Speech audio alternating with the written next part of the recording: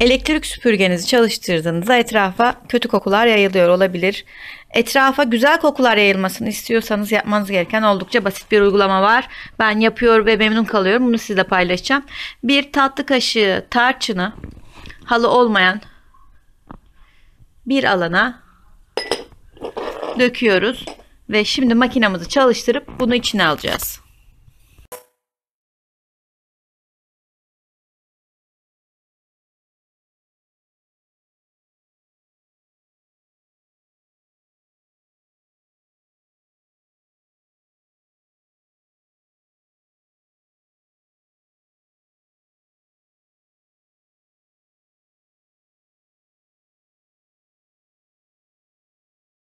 Bu şekilde süpürdüğünüzde evinizin çok güzel koktuğunu fark edeceksiniz. Yalnız dikkat etmeniz gereken uygulamayı yapmadan önce hazneyi boşaltıp tamamen temiz olduğundan emin olun. Çok daha iyi sonuç elde edersiniz. Hoşça kalın.